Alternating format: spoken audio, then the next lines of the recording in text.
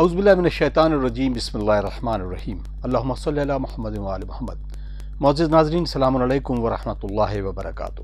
ایک بار پھر آپ کا خیر مقدم ہے پروگرام احکام اسلامی میں لکھنؤ اسٹوڈیو سے، اور اس خاص پروگرام کے ذریعے ہم آپ کے سوالاتوں کے جواب اور کچھ اہم نکات پر بھی گفتگو کر رہے ہیں۔ آج پھر ہمارے ساتھ موجود ہیں حجت الاسلام والمسلمین علی جناب مولانا مصطفى علی خان ادیب الہندی صاحب کربلاء۔ السلام علیکم آغا۔ علیکم السلام ورحمۃ اللہ۔ آغا، پچھلے ایپیسوڈ میں کچھ باتیں رہ گئی تھیں جس کو میں چاہتا ہوں کہ اس کی تفصیل تمام ناظرین تک پہنچ جائے۔ بات تو رکن کی ہو رہی تھی اور نماز کے کچھ ان احکامات پہ کہ رکن کو کیسے نہیں چھوڑا جا سکتا اور کون کون سے رکن ہیں اور کون کون سے جز ہیں، اس پر اگر تفصیل سے فرما دیں تو اس دن کی بات سے یہ چیز جو ہے جڑ جائے گی۔ اعوذ باللہ من الشیطان الرجیم، بسم اللہ الرحمن الرحیم، الحمد للہ رب العالمین وصلی اللہ علی سیدنا محمد وعلیہ الطیبین الطاہرین۔ ہماری بات جو کل کی گفتگو میں تھی وہ واجبات نماز اور اس میں پھر رکن نماز کی بات تھی۔ واجبات نماز یا جزء نماز 11 ہیں، تفصیل اگر دیکھی جائے تو 11 ہیں۔ ان 11 میں بعض رکن ہیں اور بعض صرف واجبات میں سے ہیں۔ جہاں تک واجبات کی بات ہے، واجبات نماز یعنی غیر رکنی اگر انسان جان بوجھ کے چھوڑ دے تو نماز باطل ہے، اسے نماز پھر سے پڑھنی پڑے گی۔ لیکن اگر غلطی سے ہو جائے، سہون ہو جائے تو اس کو صحیح کیا جا سکتا ہے۔ رکن ان میں سے جو 5 رکن ہیں، ان 11 میں سے 5 رکن ہیں، لیکن اگر رکن میں سے کوئی چیز چھوٹ جائے جان بوجھ کر، غلطی سے، بھول کر، کسی بھی طرح سے، تو نماز باطل ہو جاتی ہے۔ تو یہ دونوں میں مین فرق ہے جو ہم شاید کسی ناظرین میں سے کسی کا سوال تھا، اس کا جواب ہم دینا چاہ رہے تھے۔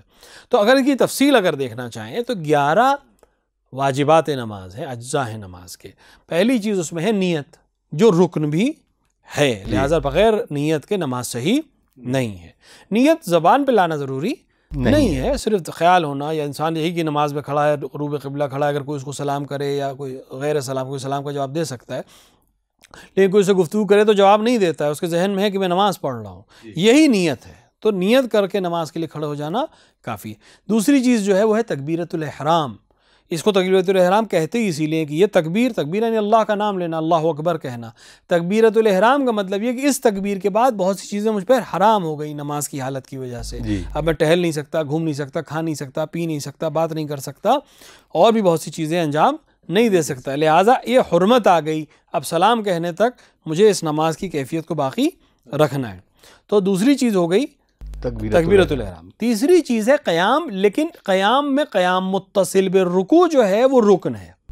ایک دفعہ قیام کرنا یعنی انسان کا کھڑا ہونا، یعنی سورہ حمد پڑھنا، چھوٹا سورہ کوئی کامل پڑھنا، یہ کھڑے ہو کر پڑھنا، یہ جو ہے اپنے آپ میں ضروری ہے، جزء نماز ہے، واجبات میں نماز ہے۔ لیکن اس کا جو رکن حصہ ہے وہ صرف آخری کے چند لمحے ہیں جو قبل از رکوع والا ہے۔ اس لیے اگر کوئی انسان جماعت سے نماز میں شریک ہونا چاہ رہا ہے اور امام رکوع میں چلا گیا ہے تو یہ تکبیر کہہ کر کچھ سیکنڈ رکے، پھر اللہ اکبر کہہ کے رکوع میں چلا جائے، اس کی نماز صحیح ہے کیونکہ اس نے رکن پہ عمل کر لیا۔ لیکن اگر فوراً چلا جائے گا تو رکن کی ترک کر دی، اس کی نماز باطل ہو جائے گی۔ تو لہٰذا قیام، لیکن قیام متصل بالرکوع جو ہے، یا تھوڑا سا رکنا، وہ رکن ہے، اس کو چھوڑا نہیں جا سکتا۔ اس کے بعد جو چیز رکن ہے وہ خود رکوع ہے، لہٰذا رکوع چھوڑا نہیں جا سکتا۔ جان بوجھ کر یا بھولے سے اگر چھوڑے تو واپس آ کے پھر سے رکوع کرنا پڑے گا، نہیں تو پھر نماز باطل ہو جائے گی۔ 2 سجدے یہ بھی رکن ہیں، جز تو ہی ہیں، رکن ہیں، یعنی اگر دونوں سجدے چھوڑ دے کوئی انسان تو اس کی نماز باطل ہو جائے گی۔ اب ان کے ساتھ ساتھ کچھ چیزیں جو ہیں وہ واجبات نماز میں ہیں، اس میں ہے قرأت یعنی تلاوت کرنا۔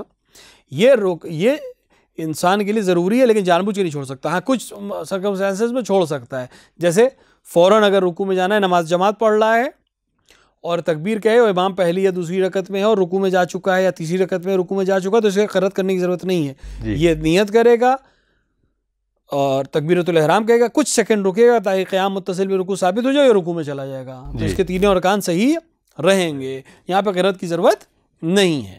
یا مثال کے طور پر سورہ حمد پڑھا، ایک سورہ بھول گیا، بعد میں یاد آیا رکوع میں جانے کے بعد، تو اس کو واپس آنے کی ضرورت نہیں ہے۔ تو بھول سے چھوٹنے کے نتیجے میں قرأت اگر چھوٹ گئی تو کوئی حرج نہیں ہے، لیکن جان بوجھ کے نہیں چھوڑی جا سکتی۔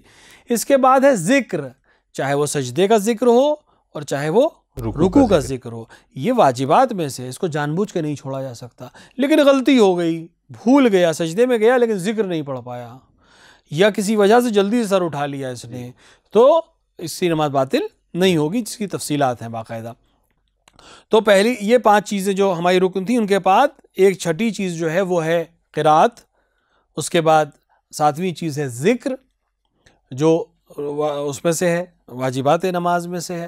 اس کے بعد ایک چیز جس کو بہت اہمیت ہے وہ ہے، جس کو واجبات نماز میں سے قرار دیا گیا ہے، وہ تشہد اور سلام ہے جی، یہ واجبات نماز میں سے ہیں لیکن رکن نہیں ہے، لہٰذا اگر غلطی سے تشہد چھوٹ جائے تو نماز باطل نہیں ہے، بعد میں دہرا سکتا ہے۔ جی، غلطی سے سلام کہنا بھول جائے تو پھر سلام کہہ کر 2 سجدے سے ہو کر کے اس کی نماز صحیح ہو سکتی ہے۔ تو واجبات نماز کے ساتھ ساتھ یہ چیزیں رکن ہیں۔ جی، تو اب اس میں 2 سجدے کے علاوہ تشہد اور سلام کہ اگر اس سے انسان بھول گئے، اس کے علاوہ 2 چیزیں اور ہیں، وہ ہے ترتیب اور موالات۔ جی، یعنی انسان ترتیب سے نماز پڑھے گا، یعنی پہلے نیت کرے گا، پھر تکبیر کہے گا، پھر قرات کرے گا، پھر رکوع میں جائے گا، پھر بلند ہوگا، پھر سجدے کرے گا، اس پہ کوئی آگے پیچھے نہیں کر سکتا۔ اور موالات کا مطلب ہے کہ پے در پے کرے گا، یعنی ایسا نہیں کہ قرات کر کے رکا رہے، پھر تھوڑی دیر بعد رکوع کرے، پھر تھوڑی دیر آرام کرے، پھر سجدہ کرے، ایسا نہیں، ایک کے بعد ایک رکن انجام دیا جانا ہے۔ تو یہ دونوں چیزیں، یہ 11 چیزیں مل کر واجبات نماز ہیں، اور ان میں سے 5 چیزیں جیسا کہ عرض کیا گیا کہ 5 چیزیں یعنی نیت، تکبیرۃ الاحرام، قیام متصل برکوع، رکوع اور 2 سجدے، یہ رکن ہیں۔ ان کو جان بوجھ کر یا بھولے سے اگر چھوڑ دیا تو نماز باطل ہو جائے گی۔ باقی چیزوں کی تفصیل ہے کہ اگر ان کو جان بوجھ کے چھوڑا تو نماز باطل ہے، لیکن اگر غلطی سے چھوٹ گیا ہے تو صحیح کیا جا سکتا ہے اور نماز صحیح رہے گی۔ جزاک اللہ۔ اگر آپ کچھ سوالات ہیں بہت اہم جو کہ اس موضوع سے ہم بالکل جوڑنا چاہتے ہیں۔ آذر صاحب ہیں سعودی عرب سے، انہوں نے سوال کیا ہے کہ ماہ مبارک رمضان میں عمرے کی فضیلت ہے اور اس کے بارے میں سب جانتے ہیں۔ عمرے میں طواف النساء کے لیے جو رکا جاتا ہے، کیونکہ اس وقت جو کووڈ کی جو گائیڈ لائنس ہے اس کے اکارڈنگ جو ہے وہاں پر عمرے کے ساتھ ساتھ جو طواف ہو رہا ہے ایک ہی بار کے بعد ان کو واپس بھیجا جا رہا ہے، تو طواف النساء کے لیے کیا حکم ہوگا؟ ہاں، جیسا کہ بہت سے لوگوں نے یہ بات پہنچائی تھی اور اچھا ہے کہ سوال انہوں نے پوچھ لیا اور پروگرام میں شامل ہو گیا۔ اگر اس وقت جو گائیڈ لائنس آئی ہیں اور اپلیکیشن کے تھرو بہت ہی کم لوگ چونکہ جا پا رہے ہیں، تو باقاعدہ ایک ٹائم سلاٹ دیا جا رہا ہے، اتنی دیر میں سارے کام انجام دے کر آپ کو عمرہ تمام کر لینا ہے، کہ اتنی دیر میں اتنے ہی لوگ حرم میں رہیں گے، ایک پورا سسٹم انہوں نے کووڈ کی وجہ سے بنایا ہے۔ تو وہ انسان اس میں اختیار رکھتا ہے کہ اگر وہاں طواف الوداع اپلیکیشن میں وہ اجازت دے رہے ہوں کہ طواف الوداع کی، یعنی بعض جگہ درخواست میں طواف الوداع بھی ہے، تو اگر یہ طواف الوداع کی اجازت لے کر جا کر طواف کر کے آ سکتے ہوں اور طواف الوداع کی اپلیکیشن میں اجازت ہو، تو یہ طواف الوداع بعد میں وہی طواف الوداع کی جگہ پہ جا کر یہ طواف النساء کی نیت سے طواف کر لیں گے، کیونکہ طواف الوداع اہل سنت کیا موجود ہے۔ تو اگر طواف الوداع کی اجازت ان کو دے دی جائے اور یہ جا کر طواف النساء اس کی جگہ پہ کر لیں تو ان کا عمرہ صحیح ہے، اور جو طواف النساء کی وجہ سے جو چیزیں ان پر رکی ہوئی تھی، حرام تھی، وہ سب حلال ہو جائیں گی۔ لیکن اگر نہیں، طواف الوداع نہیں ہے اپلیکیشن میں کہ نہیں صاحب آپ عمرہ مفردہ کے لیے آئے ہیں، آپ طواف عمرہ کریں گے اور صحیح اور تقصیر کر کے آپ کو واپس حرم میں آ کر مطاف میں طواف کرنے کی اجازت نہیں ہے، کسی طرح سے بھی نہیں آ سکتے، تو یہ انسان یہ کر سکتا ہے کہ پہلے طواف عمرے کا طواف کرے گا، 2 رکعت نماز طواف پڑھے گا جو واجب ہے مقام ابراہیم کے پاس، جہاں پر بھی اجازت مل جائے پڑھنے کی۔ اس کے بعد یہ صحیح کرنے نہ جائے، کیونکہ طریقہ یہ کہ صحیح کرے پھر لوٹ کے آگے طواف النساء کرے، یہ صحیح کرنے نہ جائے، بلکہ یہ فوراً نماز طواف پڑھنے کے بعد پھر سے طواف کر لے، کیونکہ طواف کرنے میں تو پابندی ہے نہیں، جتنی دیر آپ چاہیں کتنے بھی چاہیں طواف کریں، کوئی اس کی گنتی وہاں نہیں کر رہا ہے، لہٰذا آپ پھر سے طواف کریں، یعنی 7 چکر خانہ کعبہ کے لگائیں گے طواف النساء کی نیت سے، یعنی اپنے طواف النساء کو آپ مقدم کر دیں گے صحیح اور تقصیر کے اوپر۔ طواف النساء کریں، 2 رکعت نماز طواف النساء پڑھیں، اب تقصیر کی، اب آپ صحیح کریے، جائیے صحیح کریے، تقصیر کریے اور اپنی مہر لگوا کر وہاں سے چلے جائیے، آپ کو واپس آنے کی ضرورت نہیں ہے۔ تو 2 آپشن ہیں ان کے پاس، اگر طواف وداع کی اجازت مل رہی ہو تو یہ طواف الوداع کی اجازت پہ داخل ہوں، طواف النساء انجام دیں، اور اب ان کا عمرہ مفردہ صحیح ہے۔ اگر طواف الوداع کی اجازت نہیں ہو تو یہ طواف نساء کو صحیح اور تقصیر پر مقدم کر کے پہلے طواف کے بعد 2 رکعت نماز پڑھیں، دوسرا طواف کریں، نماز پڑھیں، یعنی طواف النساء اور طواف النساء کی نماز، پھر صحیح کریں، تقصیر کریں، اور ان کا عمرہ صحیح ہو جائے گا. جزاک اللہ جزاک اللہ. آگا ایک اور سوال ہے, حیدر مختار صاحب کانپور سے سوال کرتے ہیں کہ نماز پہلے یا افطار, اس کے بارے میں ضرور تفصیل بنا دیں کیونکہ بہت سارے ایسے دوست ہیں ہمارے کہ جو اس بارے میں سوالات کرتے ہیں. دیکھیں دونوں چیزیں اپنی جگہ پر اہمیت رکھتی ہیں, اور بعض روایات میں ہے کہ انسان کے لیے بہتر ہے کہ وہ نماز پڑھ کر افطار کرے, لیکن بہت سے احکامات ایسے ہیں کہ جن میں جب تزاحم ہو جائے یعنی دو حکم آپس میں ٹکرانے لگے تو اب ہمیں اہم اور مہم دیکھنا پڑتا ہے.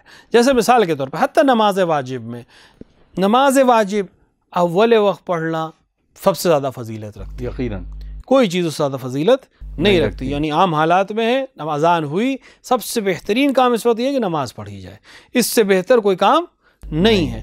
لیکن اسی وقت کوئی اور کام آ جائے جو واجب ہو جائے, مثال کے طور کے اوپر قرض خواہ آ جائے, قرض کی مدت پوری ہو چکی ہے, وہ اپنا پیسہ لینے واپس آ جائے, بغیر نماز چھوڑے آپ جا کر قرض واپس نہیں کر سکتے, تو اب آپ نماز کو تاخیر کریں گے کیونکہ اس کا وسعت واقعی ہے, آپ کو قرض خواہ کا پیسہ واپس کرنا زیادہ ضروری, تو اہم اور مہم کی بات ہے. کیا نماز اول وقت پڑھنا بہترین چیز ہے, لیکن اب ٹکراؤ ہو گیا ایک قرض خواہ کے قرض میں, تو ایک انسان کو معطل کرنا جب اس کے وقت پورا ہو چکا ہے, مدت پوری ہو چکی ہو, تو صحیح نہیں ہے. آپ نماز کو اول وقت چھوڑیں گے, اس کا قرض واپس کریں گے اور پھر اپنی نماز پڑھیں گے. اسی طرح اگر افطار پہ دعوت دی جائے, ایک انسان کو کسی نے دعوت افطار دی یا اس کے گھر میں کچھ مہمان آ گئے ہیں, اب ایک وقت تو ہے کہ سب اپنا افطار کر رہے ہیں, کچھ لوگ کی عادت ہوتی ہے جیسی وقت افطار ہوتا ہے وہ کو بھوک لگی ہے, وہ کہتے ہیں بھائی نماز ہم بعد میں پڑھ پائیں گے, اس وقت حضور ذہن نہیں رہتا, اب نماز نہیں پڑھ پائیں گے بھوکے پیٹ, ہم بعد میں پڑھیں گے. تو افطار بہرحال خیر وہ افطار کر سکتے ہیں. ایک انسان کی عادت ہے کہ وہ افضل وقت فضیلت نماز پڑھنا چاہتا ہے اور اس روایت پہ بھی عمل کرنا چاہتا ہے کہ نماز پڑھ کر افطار کرو مغربین, تو وہ مغرب کی نماز پڑھنے کا عادی ہے یا مغربین پڑھنے کا عادی ہے, تو وہ نماز پڑھنا چاہتا ہے. اگر دونوں کام ایک ساتھ ہو سکتے ہوں, یعنی آپ کے مہمان کو پریشانی نہیں ہے, وہ کہہ رہا ہے آپ نماز پڑھیے ہم افطار کر لیں گے, کوئی حرج نہیں, آپ اپنی نماز پڑھیے اور وہ افطار کر لیں گے, کوئی حرج نہیں ہے. لیکن ایک دفعہ ہے کہ نہیں, وہ آپ کے منتظر ہیں کہ بھئی آپ نماز پڑھیے تب تک ہم انتظار کریں گے, ہم آپ کے بغیر افطار نہیں کریں گے, آپ نماز پڑھ لیے ہم افطار کریں گے. وہ نماز بھی نہیں پڑھ رہے ہیں لیکن وہ انتظار کر رہے ہیں, یا آپ کی وجہ سے ان کے افطار میں دیری ہو رہی ہے, تو اب افضل وقت کو آپ چھوڑیں گے, کیونکہ ایک مومن کی دعوت کو اجابت کرنا زیادہ ضروری, چاہے وہ آپ کے مہمان ہو یا آپ اس کے مہمان ہو. کیا کہنے, تو اب آپ نماز اول وقت کو چھوڑیں گے, افطار کریں گے, بعد میں نماز کو پڑھیں گے. تو ہمیں دیکھنا پڑے گا یہاں پہ اہم اور مہم کیا ہے. اس میں کوئی شک نہیں ہے کہ نماز کو افطار پر مقدم کرنا بہتر ہے, لیکن اگر کوئی انسان منتظر ہو افطار پر آپ کا, اور آپ کی نماز پڑھنے کے نتیجے میں اس کے افطار میں دیری ہو رہی ہو, تو آپ نماز کو چھوڑ دیں گے اول وقت کو اور آپ افطار کریں گے, بعد میں نماز پڑھیں گے. یہی مسئلہ ہے چاہے آپ کسی کے مہمان ہوں, مثال کے طور آپ کہیں مہمان بن کے گئے ہیں, وہ کہے بھئی میں مہمان سے پہلے نہیں کروں گا افطار, اگر آپ کو نماز پڑھنی تو نماز پڑھ کے آئیے, تو آپ کی نماز کی وجہ سے وہ منتظر رہیں گے اور اس کی وجہ سے بہت سے لوگ منتظر رہیں گے. تو یہاں پر آپ مومن کی دعوت پہ اجابت کہتے ہوئے آپ جا کر پہلے افطار کریں گے اور پھر نماز پڑھیں گے. لہٰذا دیکھنا پڑے گا کہ ہم کس سچویشن میں ہیں.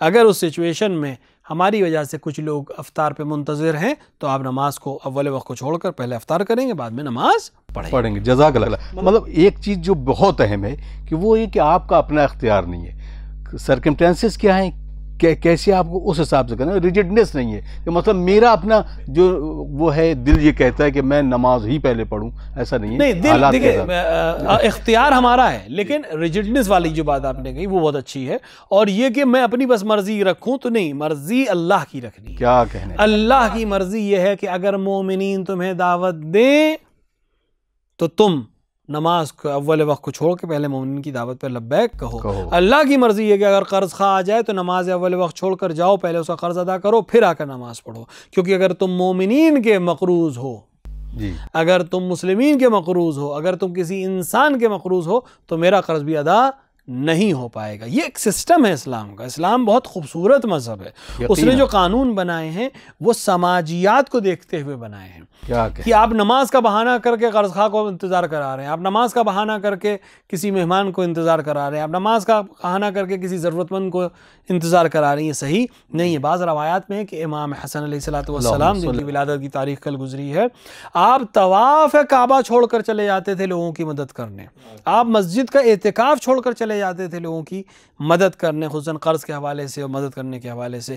تو یہ ہمارے ائمہ کی سیرت ہے کہ وہ بتانا چاہتے تھے کہ نماز بہترین عبادت ہے، لیکن مخلوق کی خدمت کرنا، اس کی مدد کرنا بھی اب بہترین عبادتوں میں سے ہے۔ اور یہ جو تضاہم جہاں ہو جائے، جہاں دونوں میں ٹکراؤ ہو جائے، وہاں ہمیں کس چیز کو مقدم کرنا ہے؟ اہم کو مقدم کرنا ہے۔ تو نماز میں وقت باقی ہے جی، اور وہ قرض خواہ کھڑا ہوا ہے، نماز کا وقت باقی ہے، روزے دار انتظار کر رہا ہے بھوکا آپ کے افطار کرنے کا، تو آپ نماز کو آپ اول وقت کو چھوڑیں گے، ادھر نماز پڑھیں گے، ادھر جا کے افطار کریں گے، ادھر اس کا قرض ادا کریں گے، پھر افطار کریں گے۔ اور یہ جو کمی ہوئی، آپ کو لگ رہا ہے کہ یہ فضیلت کا وقت ہمارے ہاتھ سے چلا گیا، نہیں گیا نہیں، کیونکہ اللہ کے ہاتھ میں یہی عمل آپ کا بن جائے، باعث بن جائے کہ وہ فضیلت جو ہاتھ سے گئی ہے وہ اس کے ذریعے سے پوری کر دی جائے۔ جزاک اللہ جزاک اللہ۔ شجاع مہندی آپ دی ان کا سوال ہے، السلام علیکم۔ علیکم السلام۔ سرکار، نماز کی جو رکن کی بات ہے کہ نماز میں جب تکبیرۃ الاحرام کہتے ہیں تو بہت ہم نے سنا ہے کہ تکبیرۃ الاحرام میں اپنے آپ کو ساکن رکھنا ہے، تو بیچ میں اللہ اکبر کر کے ہاتھ نیچے لے جانا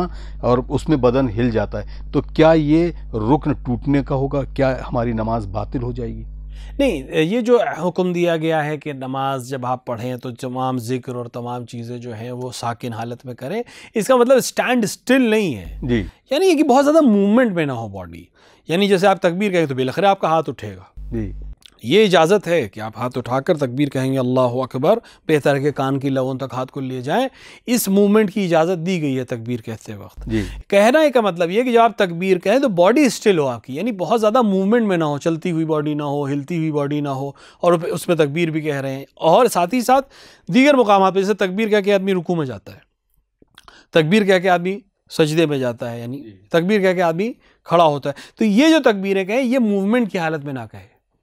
ذکر جیسے کرنا ہے سجدے کا، یہ موومنٹ میں نہ ہو، اللہ اکبر، رکوع میں جب چلے گئے پوری باڈی اپنا موومنٹ پورا کر چکی، اب رکوع کے حالت میں جب آ گئے باڈی سٹل ہو گئی، تب کہیے سبحان اللہ سبحان اللہ سبحان اللہ سبحان ربی العظیم وبحمدہ۔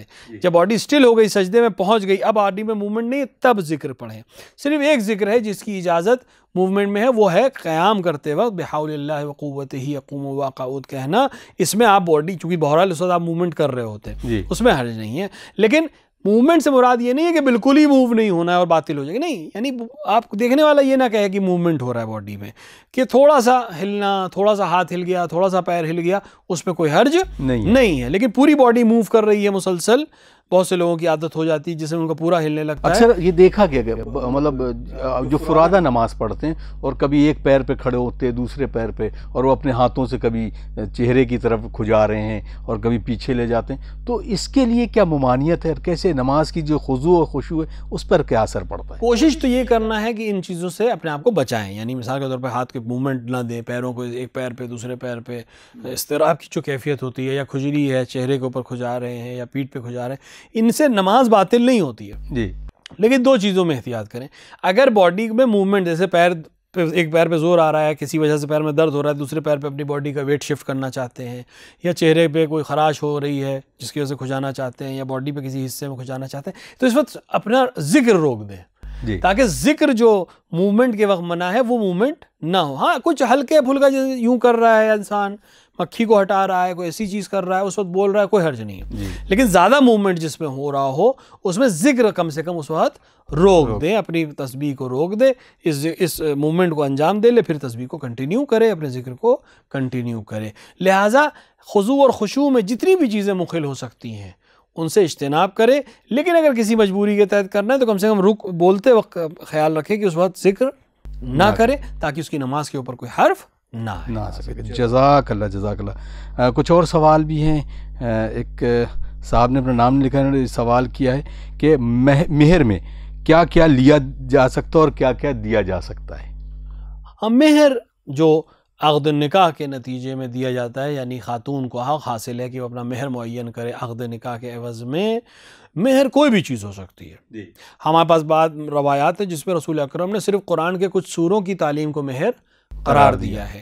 ہر وہ چیز جس کی عرف میں کوئی ویلیو ہے، چاہے وہ ویلیو پیسے کی لحاظ سے ہو یا ایسے ہی ویلیوبل چیز ہو، جیسے قرآن کی تعلیم دینا ایک ویلیوبل چیز ہے، کسی کو قرآن سکھانا، میں مہر اپنا یہ قرار دیتی ہوں کہ مجھے تم قرآن کی تعلیم کراؤ گے مثلا، یا مہر اپنا خاتون کو اختیار ہے، یہ اختیار البتہ خاتون کے پاس ہے۔ جی ہمارے یہاں کچھ مسائل ایسے ہیں کہ جس میں خاتون کو اختیار ہے لیکن اس بیچاری کو خبر ہی نہیں ہوتی ہے، مثلا مہر باہر جھگڑا ہو رہا ہے مردوں میں کہ مہر کیا رکھا جائے، خاتون کو اختیار ہے، وہ طے کرے گی، وہ مہر 14,000 روپے رکھنا چاہتی ہے، وہ مہر سنہ رکھنا چاہتی ہے، وہ مہر فاطمی رکھنا چاہتی ہے، وہ زیادہ رکھنا چاہتی ہے، وہ کم رکھنا چاہتی ہے، وہ معاف کرنا چاہتی ہے، یہ سارا اختیار خاتون کے پاس ہے جی، لہٰذا وہ طے کرے گی کہ وہ اس پہ راضی ہے کہ نہیں ہے، لہٰذا خاتون طے کرے گی۔ مہر میں ہر چیز رکھی جا سکتی ہے جس کی کوئی بھی ویلیو ہو، چاہے وہ پیسے کے حساب سے ویلیوبل ہو یا عوام الناس میں یعنی کچھ کمٹمنٹ بھی ہو سکتے ہیں، کوئی کمٹمنٹ بھی ہو سکتا ہے جو ویلیوبل کمٹمنٹ مانا جائے۔ جی، جیسے روایت میں کہ رسول اللہ کے پاس کچھ لوگ آئے عقد کے لیے، رسول اللہ نے کہا کہ ہمارے پاس کیا ہے؟ کچھ بھی نہیں ہے۔ تو رسول نے کہا کہ تمہیں سورہ یاد ہے؟ قرآن کے کچھ سورہ حفظ ہیں؟ اس نے کہا یہ سورہ یاد ہے۔ اس خاتون سے پوچھا کہ تمہیں یہ سورہ یاد ہوگا؟ نہیں یاد ہے۔ کہا میں اگر اس کو مہر تمہارا یہ قرار دوں کہ تم یہ سورہ اس کو سکھا دو گے، تعلیم کر دو گے، راضی؟ اس نے کہا یا رسول اللہ میں راضی ہوں۔ رسول نے اسی پہ عقد پڑھا، خود رسول اللہ نے عقد پڑھا۔ تو اس کا ایک مطلب یہ بھی ہے کہ اسلام چاہتا تھا، رسول اکرم صلی اللہ علیہ وآلہ چاہتے تھے کہ شادی آسان بنائی جائے۔ ہم نے زبردستی شادیوں کو اپنے لیے مشکل کر لیا، جو سب سے آسان کام تھا اس کو سب سے مشکل کر لیا۔ اور مصیبت یہ ہے کہ یہ تو مہر تو خط رکن ہے، یعنی عقد کی شرطوں میں سے، اگر بغیر مہر کے عقد کیا جائے تو عقد صحیح نہیں ہے، لیکن دوسری چیزوں کو ان کو ہم نے پس پش ڈال دیا، یا اس کو سخت گیری اگر ہے بھی تو اپنی جگہ پر اگر چلی کچھ کر رہے ہیں تو مسئلہ نہیں ہے۔ کچھ چیزیں اس کا کوئی تعلق نہیں ہے شادی سے، ہم نے اپنے آپ کو دوسری قوموں سے دیکھتے اس کو مسلط کر لیا اور اپنی شادیوں کو مشکل کر دیا۔ اتنا بینک بیلنس ہو تو شادی کریں گے، گھر ہو تو شادی کریں گے، مثال کے طور پر والدین سے الگ رہتا ہو، اور ہزار جو مسائل ہیں، یہ چیزیں صحیح نہیں ہیں۔ خود سے ہمارے دین کو ماننے والے اور اہل بیت علیہ السلام کو ماننے والوں کے اندر یہ چیزیں نہیں ہونی چاہیے، اور اسی پروگرام کے ذریعے سے ہم اپنے ناظرین سے کہیں گے کہ اپنی شادیوں کو آسان کریے۔ خرچے جو زبردستی کے خرچے ہماری شادیوں میں ہو رہے ہیں ان سے پرہیز کریے۔ کھانے کا خرچ زبردستی کا ہے، ہال کی بکنگ زبردستی کا خرچ ہے، جس کو کم کر سکتے۔ کچھ چیزیں ٹھیک ہے، اب آپ گھروں پہ اب اس طرح کی فضیلت، گھر اتنے بڑے نہیں رہ گئے، گھر میں اس طرح کی فیسلٹیز نہیں رہ گئی مہمانوں کے استقبال کے لیے، ٹھیک ہے آپ نے ہال بک کرا لیا، لیکن اس کے اندر زیادہ خرچ کرنا، زیادہ کھانوں کے لیے پیسہ خرچ کرنا، اور مسلسل چیزوں پہ، ایسی چیزوں پہ خرچ کرنا، سمبل بھی تو ہے سرکار۔ تو یہ چیزیں ہمیں اگر نہیں مٹائی ہم نے تو ہمارا سماج تنزل کی طرف جائے گا۔ ہم جسے اسٹیٹس سمجھ رہے ہیں اگر وہ ائمہ کی پسند نہیں ہے تو کس فائدے کا وہ اسٹیٹس کہ کل امام کہہ دیں کہ تم میرے میں سے نہیں ہو۔ لہٰذا ہم پرہیز کریں۔ تو مہر کا جہاں تک سوال ہے، ہر وہ چیز جس کی ویلیو ہو وہ مہر میں رکھی جا سکتی ہے، اور اگر خاتون قبول کر لے اور شخص قبول کر لے تو اس کو اوپر دینا اس کا واجب اور ضروری ہو جائے گا۔ وہ کوئی بھی چیز ہو سکتی ہے، زیارت ہو سکتی ہے، قرآن ہو سکتا ہے، عبادت ہو سکتی ہے، تعلیم ہو سکتی ہے۔